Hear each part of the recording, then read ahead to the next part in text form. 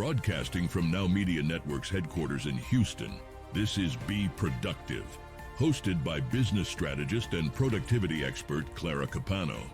Join us to discuss the most critical issues affecting our businesses with a fresh, practical, and objective discussion on the first bilingual media network in the United States. Be Productive starts right now.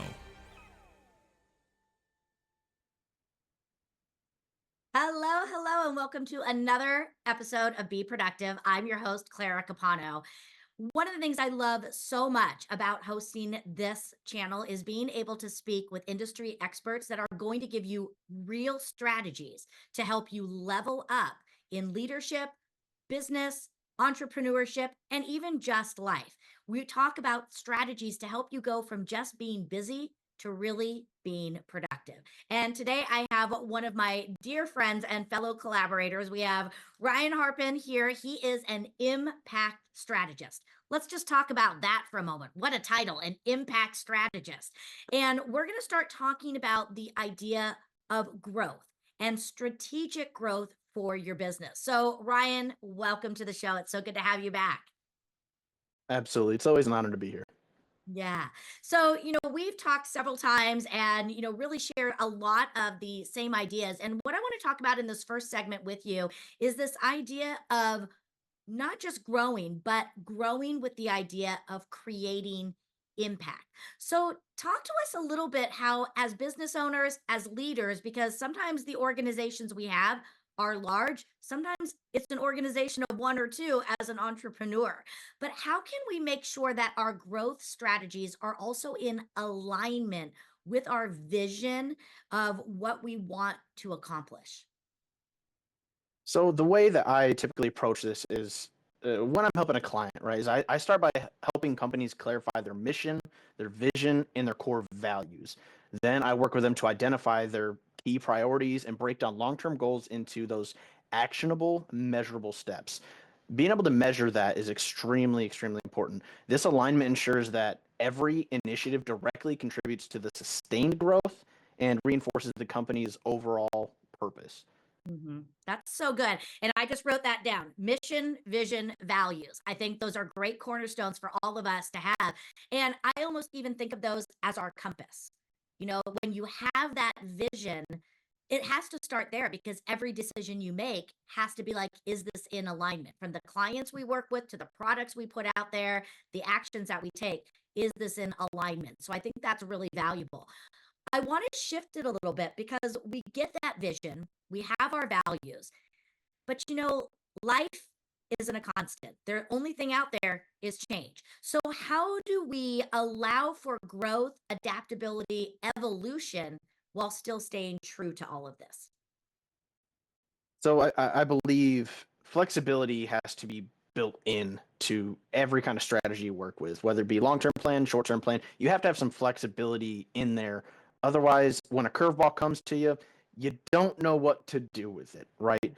But I believe you've got to use the measurements you have to make the best educated guess or assumption or projection for what's to come in the future.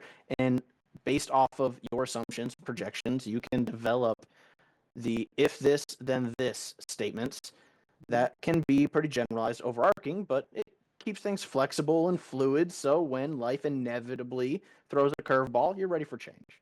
Absolutely. And I think, we can't be afraid of change. I think so many people hide from it or they get paralyzed with it. And we really want to, embrace it more. Can you think about even a time in your own business where maybe you had to evolve a little bit and adapt to the changing environment around you or the economy? Yes, actually. So after starting my firm, I was very focused in manufacturing.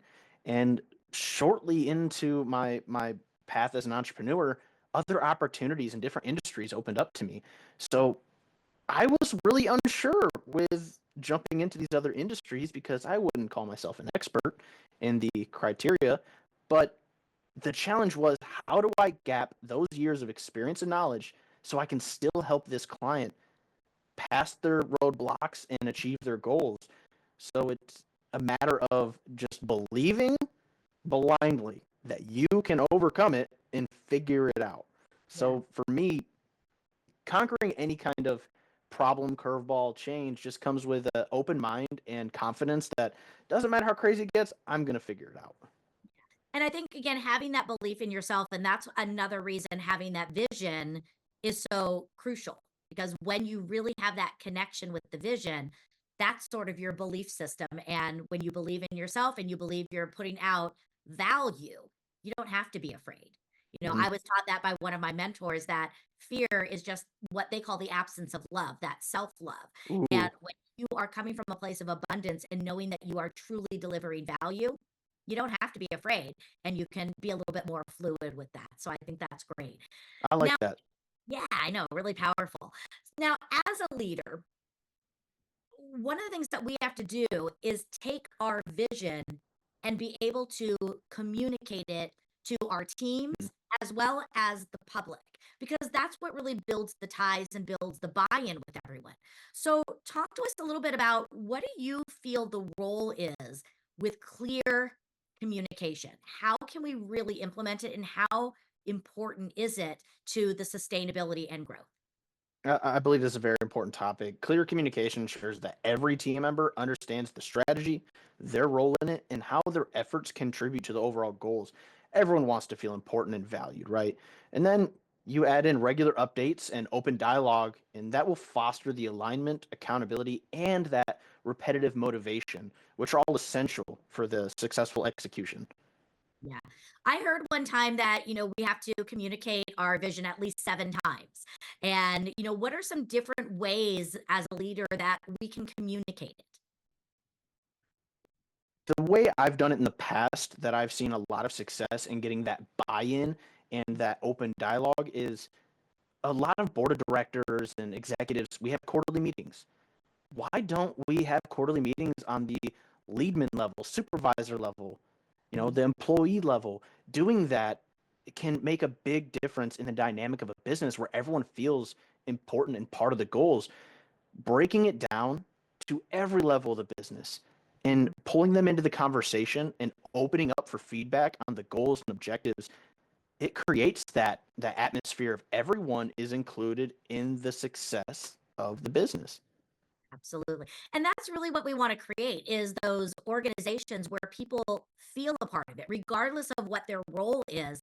Everyone from, the front desk staff to the janitorial staff to the executive level, we're all a part of this together. And I think when we can sit down and really lay out what's in it for me, what's expected of me, and then I also think the actions that we take.